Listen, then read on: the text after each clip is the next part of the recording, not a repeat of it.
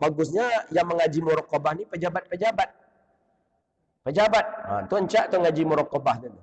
Piti-piti seketik tu terkadang anak dia ambil dia. Sedang dia tengok Allah Ta'ala ni hadir tu kata kan. Nak nanda-nanda tangan surat. Apa cara ni? Sedang diawasi Allah. Maka pejabat tu wajib sebenarnya mengaji tasawuf. Cuma kadang pejabat pun tak bila duduk di masjid. Maka siapa yang ingin anggota tubuhnya terjaga daripada dosa, maka hendaklah dia pertama kali membersihkan daripada hatinya. Jadi puncak tu nampaknya hati.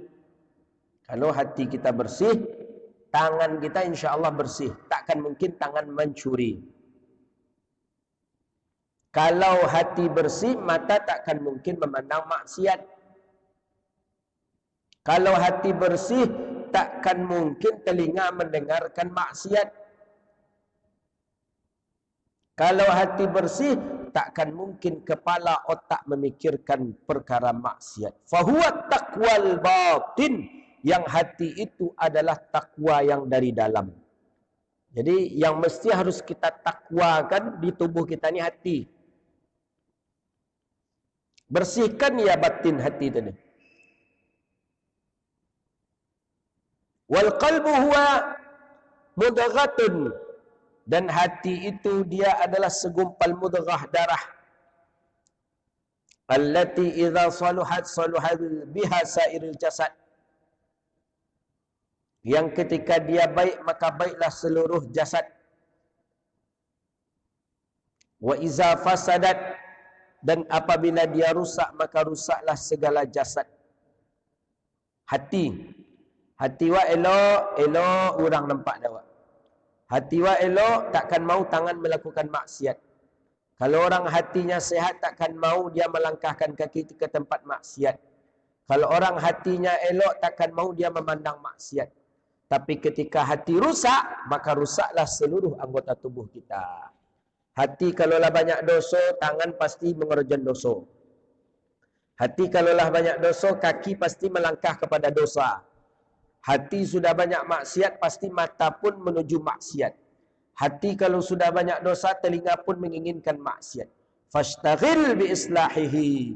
Maka hendaklah seseorang menyibukkan dirinya untuk menjaga hatinya, menjaga anggota tubuhnya dengan menjaga hati. Bagaimana cara menjaga hati? Bimulazamatul muraqabah. Dengan cara selalu merasa diri di muraqabah. Apa muraqabah tu Ustaz? Muraqabah tu merasa diri selalu diintai oleh Allah. Itu muraqabah namanya. Merasa diri selalu diawasi oleh Allah. Di masjid rasanya ada Allah. Di rumah kita merasa diri kita diperhatikan Allah. Di kantor diri kita merasa diri kita diperhatikan Allah. Di mana saja diri kita merasa diperhatikan Allah, itulah maqam itu disebut dengan maqam muraqabah. Jadi siapa yang ingin hatinya bersih, caranya harus muraqabah. Muraqabah selalu merasa diintai oleh Allah. Takkan ada peluang maksiat, Pak. Takkan ada peluang maksiat yang akan kita lakukan. Ketika nak mencuri, ingat Allah sedang memperhatikan kita. Tinggal mencuri. Ketika nak menggunjing orang, ingat Allah sedang memperhatikan. Tinggal pula gunjing. Ketika kita nak apa lagi? Nak menampar, ketika kita nak menyakiti orang, ingat Allah sedang mengintai kita. Maka dalil itulah mengatakan bahawa selama kita merasa diri kita diintai dan diawasi oleh Allah, maka kita tidak akan mungkin untuk melakukan maksiat. Jadi kalau Syekh saya pernah bertanya dulu ke Syekh saya, seperti apa rasanya memasukkan muraqabah itu? Seperti seolah-olah ada nasi di dalam nampan kita. Kita makan pakai nasi, pakai nampan. Nampan tu dulang besar tu nampan. Ada nasi banyak. Nasi banyak. Yang nasi banyak ni diseolah-olahkan kita disedang diperhatikan oleh orang yang akan memakan. Orang yang akan memakan ni tak tahu dia Yang akan diambil inikah dulu? Entah ini dulu. Bisa jadi ini yang diambil dulu. Tapi pada intinya, yang ada nasi di depannya itu pasti dia perhatikan. Maka kalau orang yang sudah mantap muraqabah, maka dirinya selalu merasa diawasi oleh Allah Subhanahu wa ta'ala. Siapa yang lulus tes muraqabah itu? Murid Imam Ghazali. Dikasih oleh Imam Ghazali burung satu-satu orang. 4 orang. Dikasih burung oleh Imam Ghazali. Apa kata Imam Ghazali?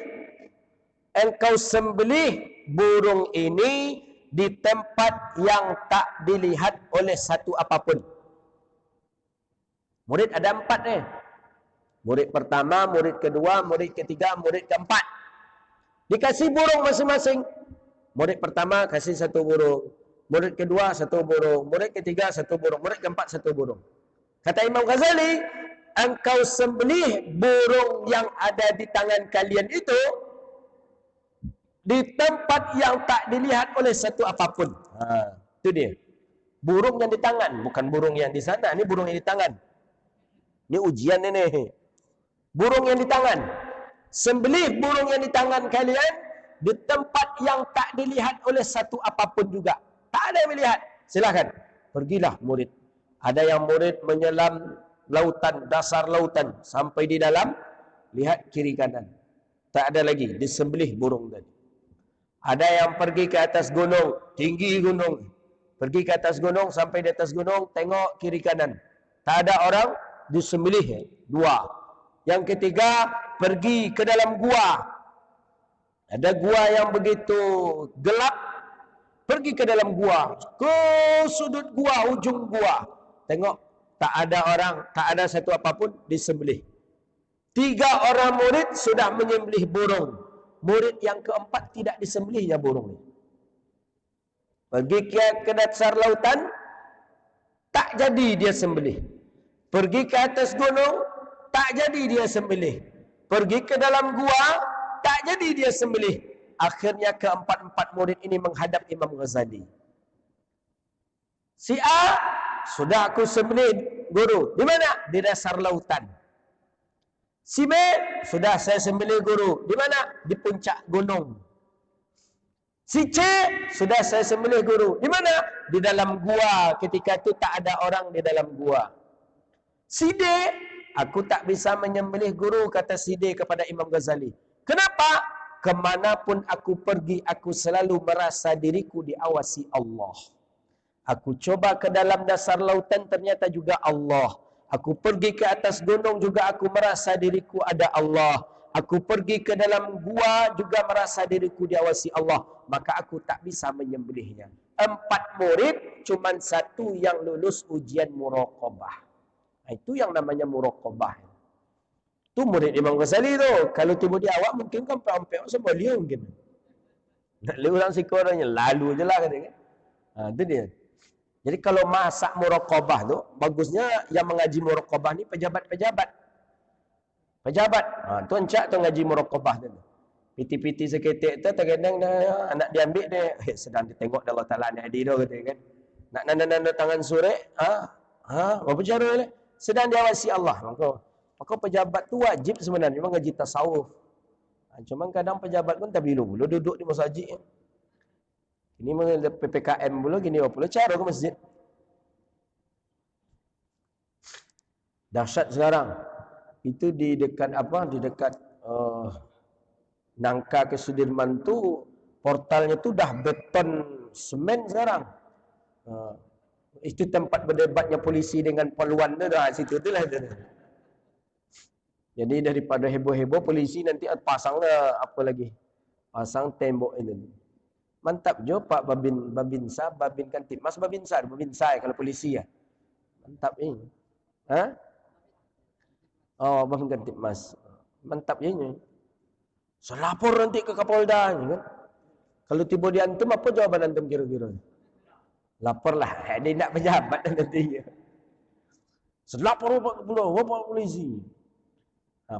Pada dasarnya kalau menengok video tu, Inyo pun aparatur apa namanya negara, tapi dia merasa bahwa tidak nyaman. Nak nyaman kena itu. Ya bisa saja inyo capek nak pulang anaknya sakit. Bisa jadi inyo capek pulang istrinya sakit, anaknya masih kecil-kecil. Bisa saja. Kita harus tahu pula zuruhnya keadaan masyarakat, harus faham kita. Sedangkan salat saja Nabi melarang kita tak boleh lama-lama. Tak boleh lama-lama. Kenapa? Karena jadi makmum ada orang tua, ada yang jadi makmum ini bawa anak, anaknya sedang menangis.